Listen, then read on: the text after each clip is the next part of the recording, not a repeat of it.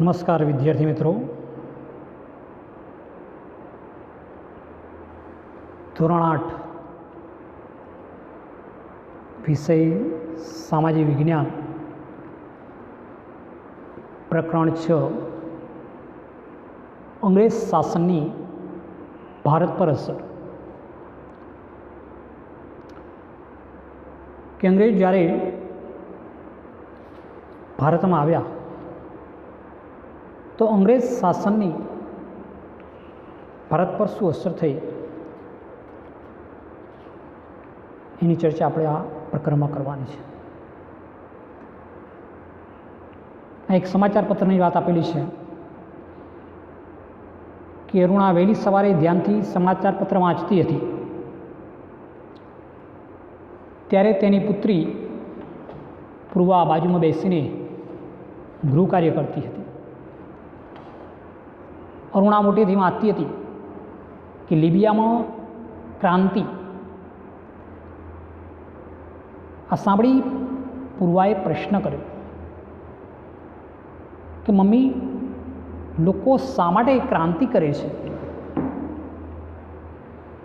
એટલે અરુણાએ જવાબ આપ્યો કે જો બેટા, લોકોની જરૂરિયાતો ન સંતોષાય અને લોકો આર્થિક રીતે પાયમાલ બને તો ક્રાંતિ તરફ વળે છે. આપણા દેશમાં અંગ્રેજ શાસન સમયે ભારતમાં લોકોની પરિસ્થિતિ બહુ કંગાળ બની હતી. ત્યારે આવું થયું હતું. એટલે ચાલો હું તને હવે તે સમયના ભારતીય જીવનની વાત કરું. એટલે કોઈ પણ દેશની પ્રજા જ્યારે એની પોતાની જરૂરિયાતો ન સંતોષાય અથવા તો તે આર્થિક રીતે પાયમાલ બને ત્યારે એ દેશ ક્રાંતિ તરફ વળે છે. લિબિયાની ક્રાંતિની વાત આવી તો લિબિયાની એ દિવસે પ્રજા, સમગ્ર લિબિયન પ્રજા એના રાષ્ટ્રપ્રમુખની વિરુદ્ધમાં રસ્તા પર આવી ગઈ હતી. તો લિબિયાની અંદર જે ક્રાંતિ થઈ તો ત્યાંની પ્રજાને અસંતોષ હતો. ત્યાંના લોકો આર્થિક પાયમાલ બન્યા તો એની પ્રજા રસ્તા પર આવી ગઈ હતી અને એમણે આંદોલન શરૂ કર્યું. એટલે આપણા દેશની અંદર જે અંગ્રેજ શાસન હતું તે સમયે આપણા દેશના લોકોની પરિસ્થિતિ બહુ જ કંગાળ બની ગઈ હતી, ખૂબ જ પરિસ્થિતિ ગંભીર હતી. ત્યારે આપણા દેશની અંદર પણ આવી આંદોલન ક્રાંતિઓ થઈ. ત્યારે આપણને આઝાદી પ્રાપ્ત થઈ હતી.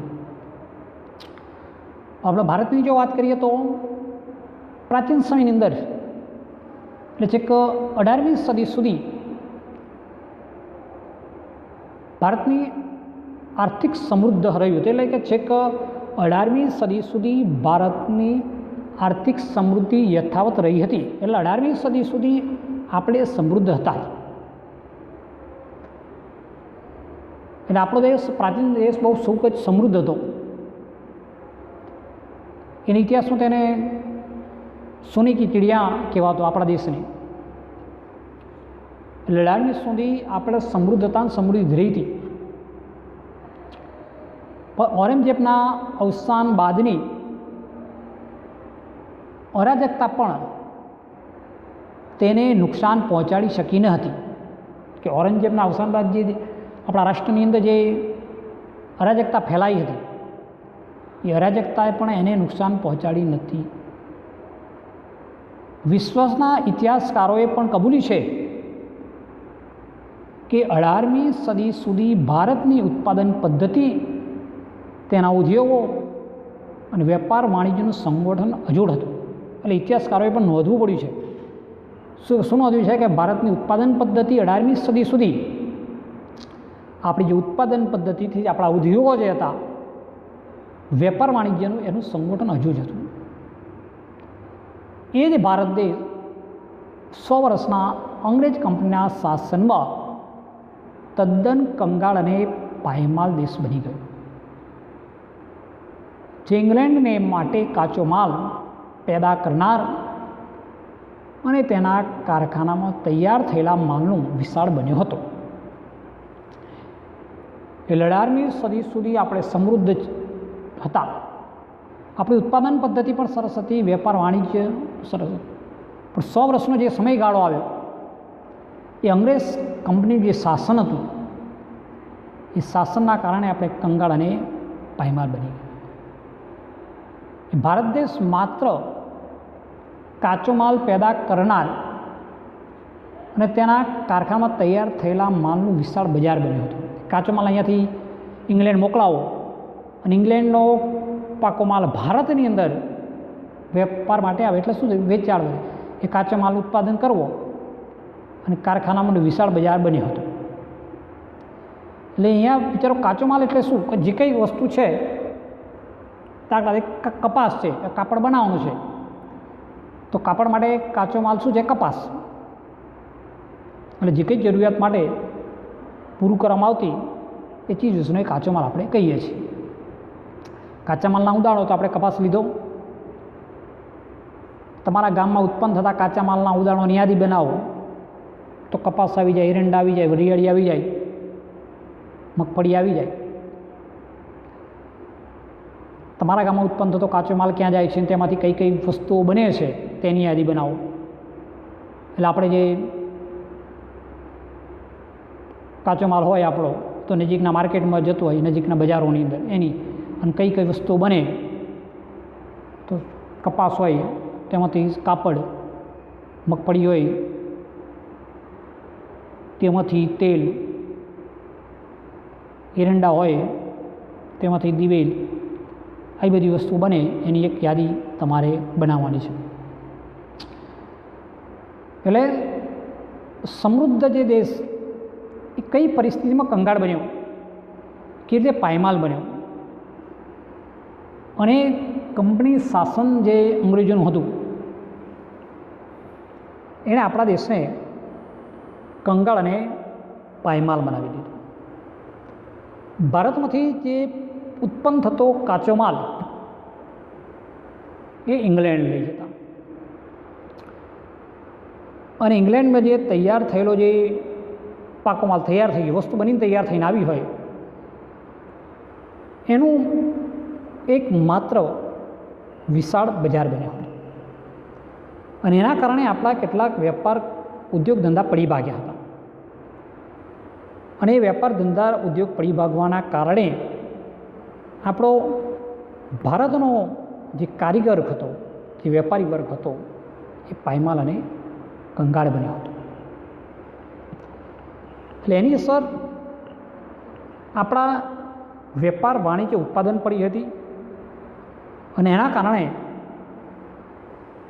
આપણો દેશ કંગાળ અને પાયમાલ બન્યો હતો. બીજો મુદ્દો છે અંગ્રેજ શાસન સમયે ખેડૂતો અને ખેતી. એટલે વેપાર ઉદ્યોગ ધંધાને તો આપણે નુકસાન થયેલું છે, પાયમાલ કર્યા હતા, પણ સાથે સાથે અંગ્રેજ શાસન દરમિયાન આપણા જે ખેડૂતો અને ખેતી પદ્ધતિ હતી એની જો વાત કરીએ તો એ પણ ઘણી દારૂણ પરિસ્થિતિ અંગ્રેજો આપણા માટે ઊભી કરી હતી. બંગાળ, બિહાર અને ઓરિસ્સાની દીવાની સત્તા મેળવ્યા પછી અંગ્રેજોને પોતાની આવક વધારવાનું એક વિશાળ ક્ષેત્ર મળી ગયું. એટલે પ્લાસીનું યુદ્ધ અને બક્સરના યુદ્ધ પછી અંગ્રેજોને બંગાળ, બિહારની, ઓડિશાની દીવાની સત્તા મળી. આ દીવાની સત્તા મેળવ્યા પછી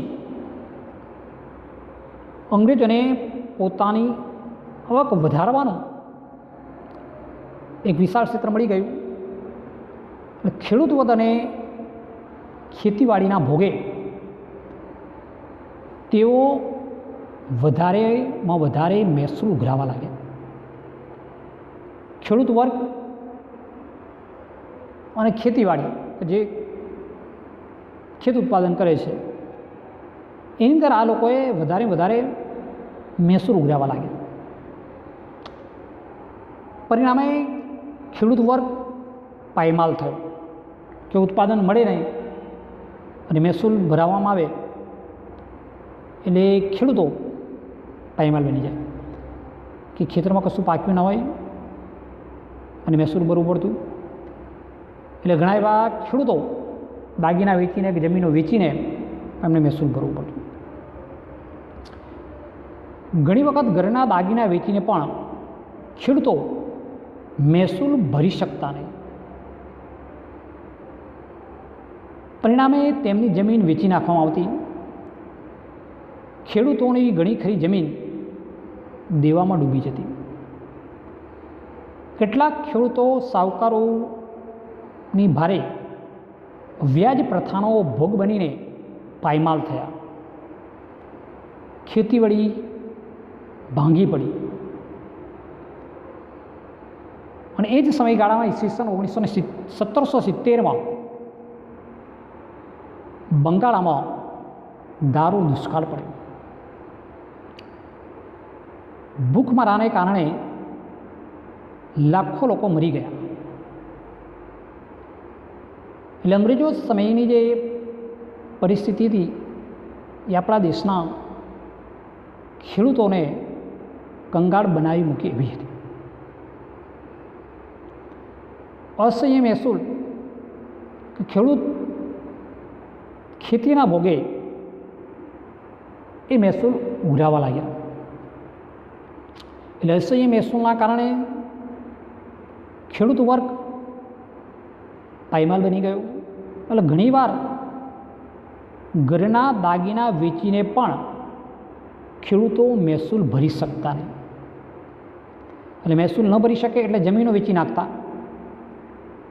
એટલે ઘણી ખરી જમીનો એમની દેવામાં ડૂબી જતી. કેટલાક ખેડૂતો સાહુકારોની ભાગરે વ્યાજ પ્રથાનો ભોગ બનીને પાયમાલ થયા. એટલે કોઈ સાહુકાર હોય શહેરની અંદર ગામની અંદર તો એની પાસેથી આવા વ્યાજે પૈસા લાવે અને વ્યાજે પૈસા લાવીને મહેસૂલ ભરતા.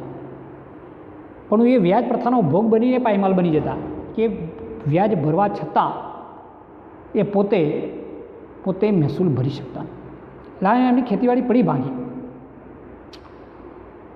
આ જ સમયગાળામાં 1770માં બંગાળમાં દારૂ દુકાળ પડ્યો. ભૂખમરાને કારણે લાખો લોકો મરી ગયા. કોર્નવાલિસ નામના ગવર્નર જનરલે કાયમી જમાબંધી નામની મહેસૂલ પદ્ધતિ અમલ મૂકી.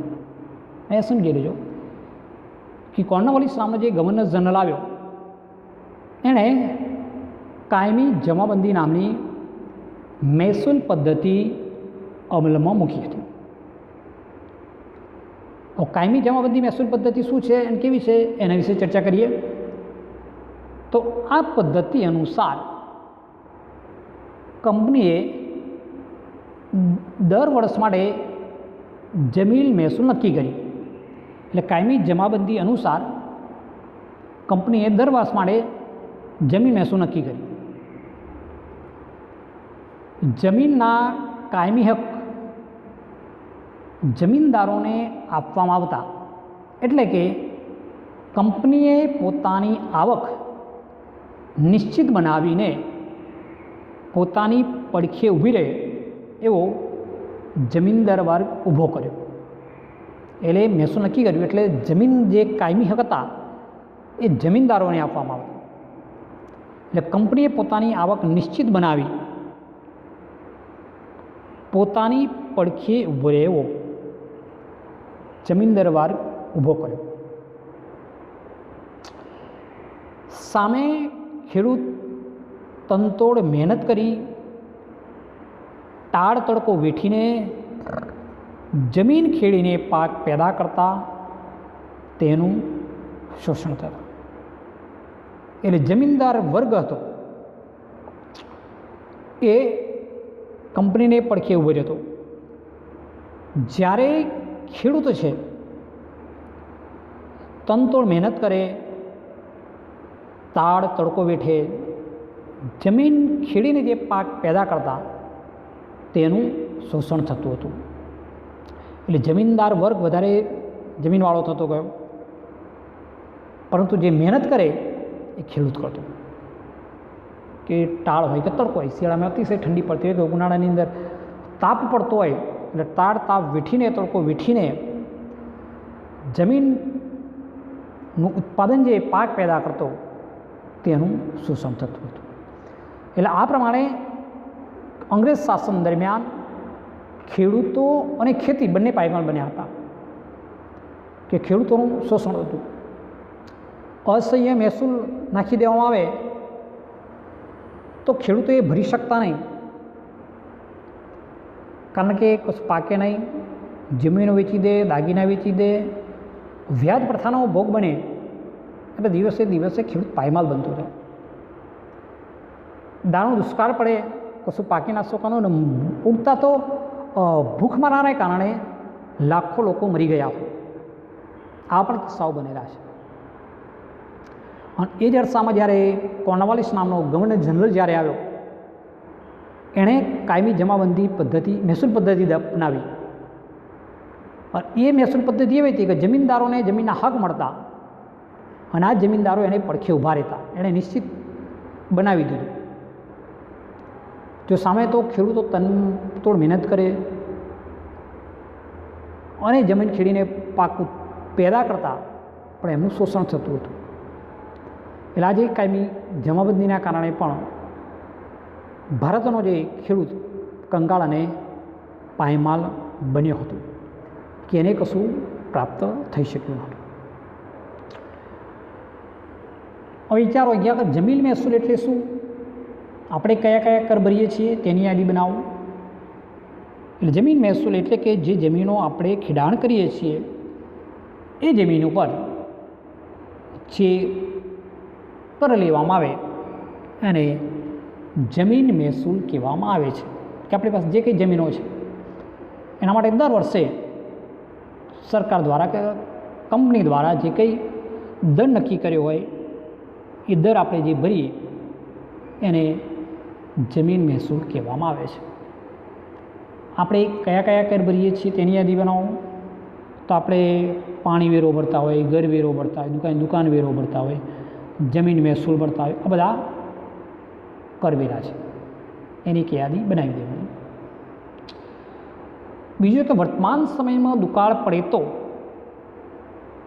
લોકોને ઓછી હાડમારી વેઠવી પડે છે, તો પછી અંગ્રેજ કાળમાં પારાવાર હાડમારી કેમ વેઠવી પડતી હતી? એટલે હાલના સમયની અંદર આપણે જોઈએ તો સિંચાઈની અવનવી સગવડો આવી છે, આધુનિક ટેકનોલોજી આવી ગઈ છે. મોટી મોટી નદીઓને નાની સૂકી નદીઓ સાથે જોડવામાં આવી છે.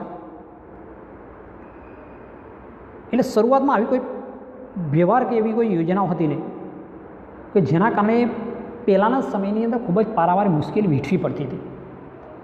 આપણે કેટલાક સમયથી આપણે દુષ્કાળનો અનુભવ નથી કરી શક્યા.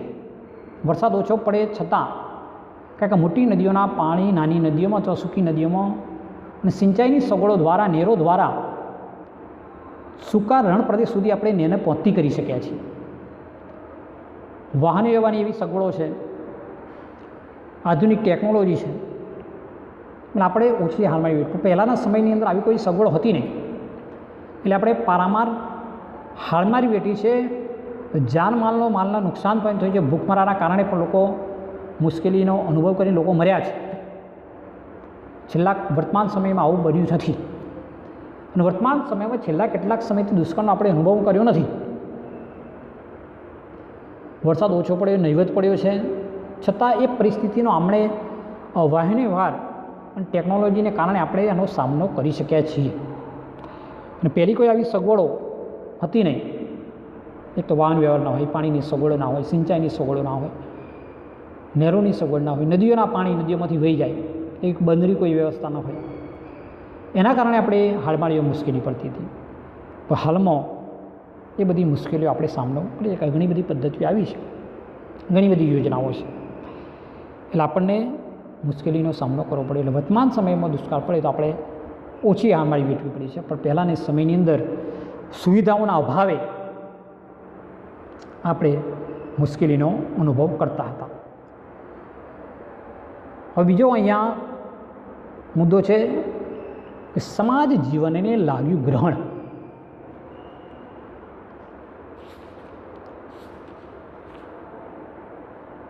તો સમાજ જીવનને લાગ્યું ગ્રહણની અંદર આપણે ચર્ચા કરીએ કે વોરન હેસ્ટિંગના સમયમાં મહેસૂલ ઉઘરાવવાનું કામ જેને સોંપવામાં આવ્યું હતું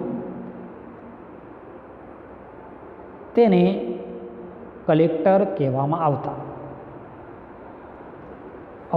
વોરન હેસ્ટિંગ જે ભારતમાં આવ્યો એના સમયમાં જેને મહેસૂલ ઉઘરાવવાનું કામ જેને સોંપવામાં આવતું તેને કલેક્ટર કહેવામાં આવતા. તેઓ ન્યાયાધીશનું પણ કામ કરતા હતા.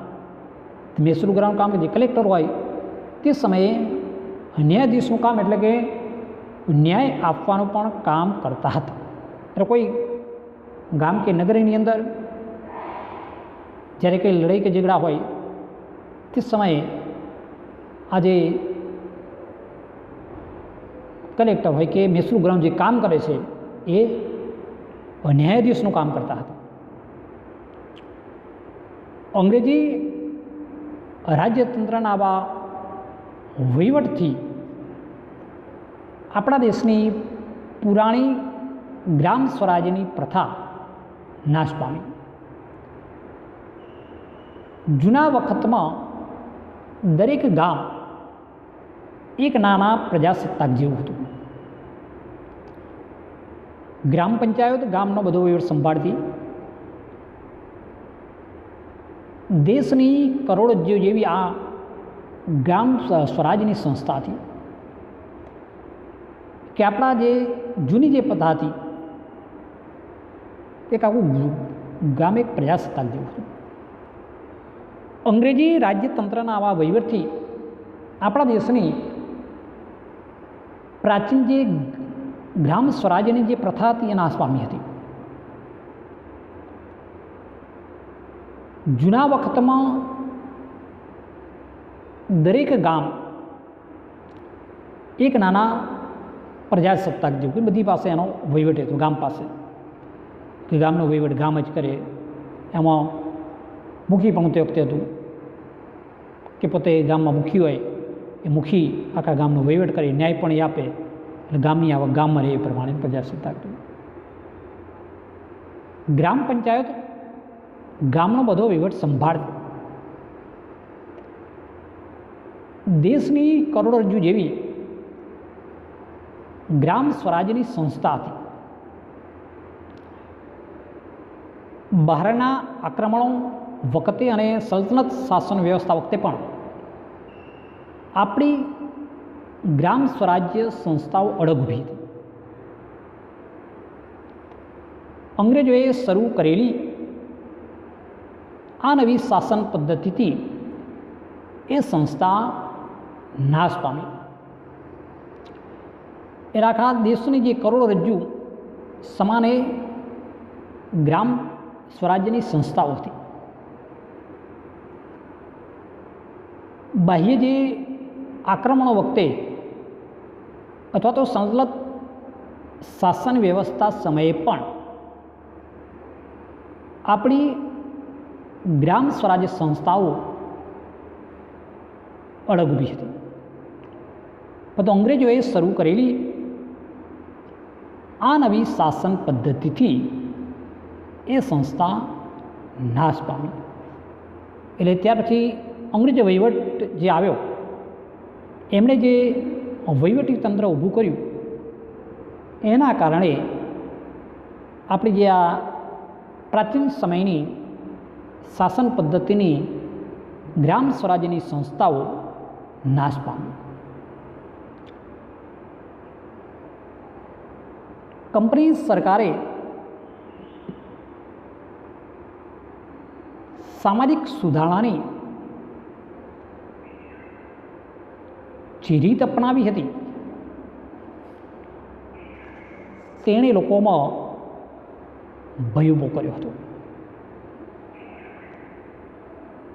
લોકોને લાગ્યું કે કંપની સરકાર ઈરાદાપૂર્વક ખ્રિસ્તી ધર્મ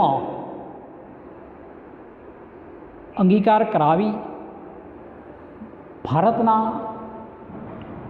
ધર્મ અને સંસ્કૃતિનો નાશ કરવા માગે છે. એટલે અંગ્રેજ સરકારે આપણા દેશની અંદર સામાજિક સુધારણાની પ્રક્રિયા જે હાથ ધરી હતી, સમાજ સુધારણાનું કાર્ય, પણ એ સમાજ સુધારણા કાર્યમાં આપણા દેશના લોકોમાં એક ભયનો માહોલ ઊભો કર્યો હતો. આપણા દેશના લોકોને લાગ્યું કે કંપની સરકાર ઈરાદાપૂર્વક ખ્રિસ્તી ધર્મ અંગીકાર કરાવી ભારતના ધર્મ અને સંસ્કૃતિનો નાશ કરવા માગે છે. રેલવે અને લશ્કરમાં ભારતની સામાજિક વ્યવસ્થાની વારંવાર અણગણના કરવામાં આવે છે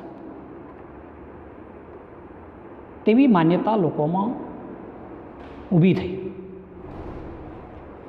એટલે આપણો જે રૂઢિચુસ્ત સમાજ હતો એ લોકોને એવું લાગ્યું કે અંગ્રેજો આપણા ભારતના ધર્મ અને સંસ્કૃતિનો નાશ કરવા માગે છે. તે સમયે રેલવે અને લશ્કરમાં ભારતીય સામાજિક વ્યવસ્થાની વારંવાર અવગણના કરવામાં આવે છે એવી માન્યતા આપણા રૂઢિચુસ્ત સમાજમાં ઊભી થઈ હતી. આગ્રામાં એવું ફરમાન બહાર પાડવામાં આવ્યું કે દરેક હિન્દીએ અંગ્રેજને સલામ ભર્યું. જો તેમ કરવામાં ન આવે તો તે દંડ કે સજાને પાત્ર ગણાતું. પરિણામે અંગ્રેજો પ્રત્યે ભારતીયોના દિલોમાં રોષ અને નફરતની લાગણી ઉત્પન્ન થઈ.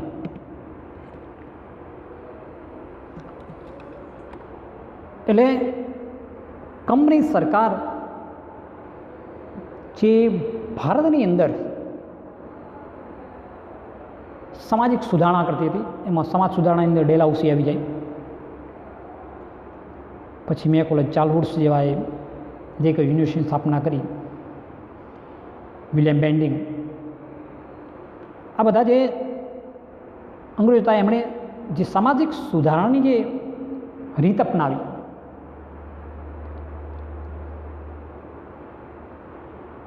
એટલે આપણો જે ભારતીય સમાજ એમાં જે રૂઢિચુસ્ત સમાજ હતો એ સમાજને એવું લાગતું કંપની સરકાર આપણા ભારતીય ધર્મ અને સંસ્કૃતિનો નાશ કરવા માગે છે. જે રેલવે અને લશ્કરમાં જે ભરતી કરે છે એની અંદર પણ આપણી સામાજિક વ્યવસ્થા છે એની વારંવાર એ લોકો અવગણના કરે છે.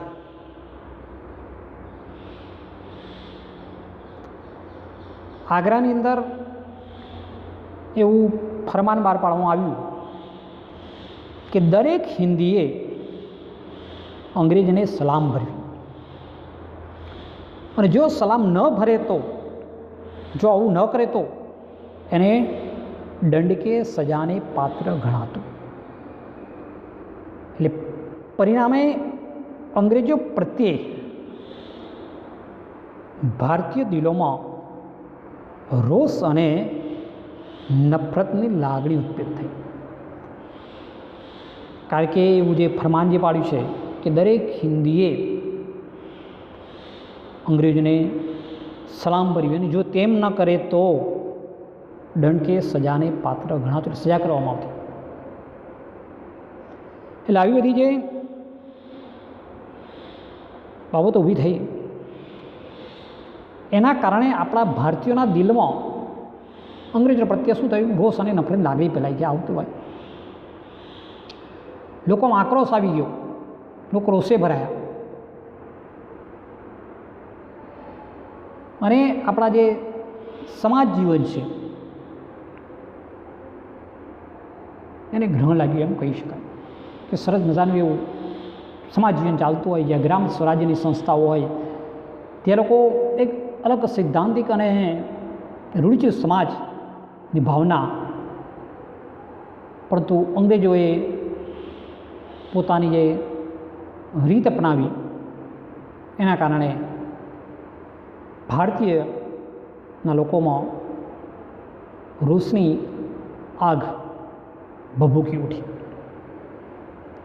અને એમના તરફ નફરતની લાગણી ઊભી થઈ. હવે આપણે આગળનો એક મુદ્દો જોઈએ. ભારતીય વેપાર અને ઉદ્યોગોનો વિનાશ. કે હિન્દની હાથશાળો યુરોપને તેમજ એશિયાને જોઈતા કાપડનો બધો માલ પૂરો પાડતી. આપણી હિન્દની જે હાથશાળો હતી એ હાથશાળો યુરોપ તેમજ એશિયાને જોઈતા કાપડનો બધો જ માલ પૂરો પાડતી. આપણી હાથશાળામાંથી જે કંઈ કાપડ ઉત્પન્ન થાય એ બધો પૂરો પાડતી.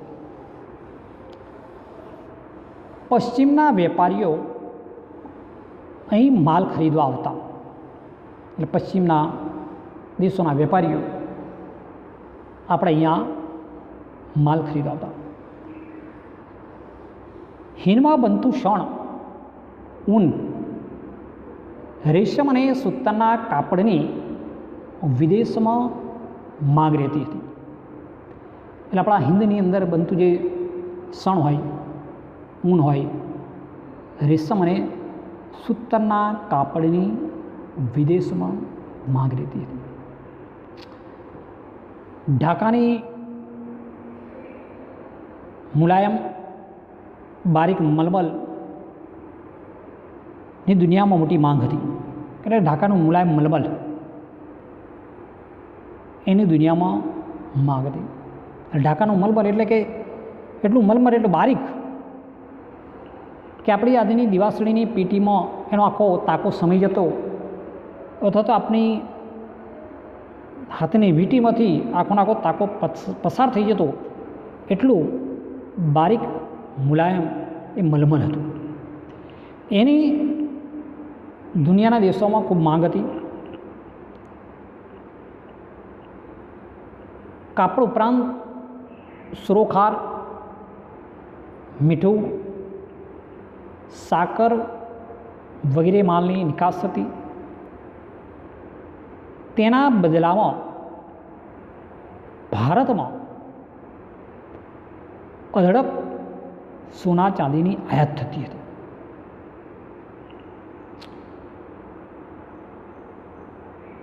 એટલે શરૂઆતની જે વાત થઈ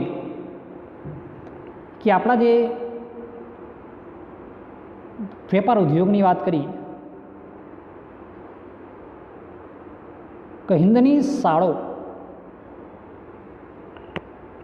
એ યુરોપ અને એશિયાને માલ પૂરો પાડતી. પશ્ચિમના વેપારીઓ માલ ખરીદતા. હિનમાં બનતું શણ, ઊન, રેશમ અને સૂતરના કાપડની વિદેશમાં ખૂબ માંગ રહેતી. ઢાકાની બારીક મુલાયમ મલમલ કાપડ હોય, એ ઉપરાંત સુરોખાર, મીઠું, સાકર વગેરે માલની નિકાસ થતી. તેના બદલામાં ભારતમાં અઢળક સોના ચાંદીની આયાત થતી હતી. એટલે કે આપણો વિદેશોમાં જે વેપાર થતો, વિદેશોમાં માંગ રહેતી, એટલે આપણે અહીંયા જે માલની નિકાસ કરતા, તો નિકાસના બદલાની અંદર આપણા દેશની અંદર સોના ચાંદીની આયાત થતી હતી. પણ જ્યારે અંગ્રેજ શાસનનો અમલ થતાં, અંગ્રેજ શાસનનો અમલ થયો તો આપણા દેશની અંદર સ્થિતિ બદલાઈ ગઈ.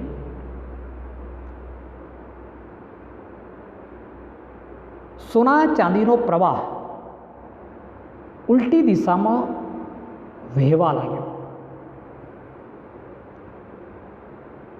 ઔદ્યોગિક ક્રાંતિની શરૂઆતમાં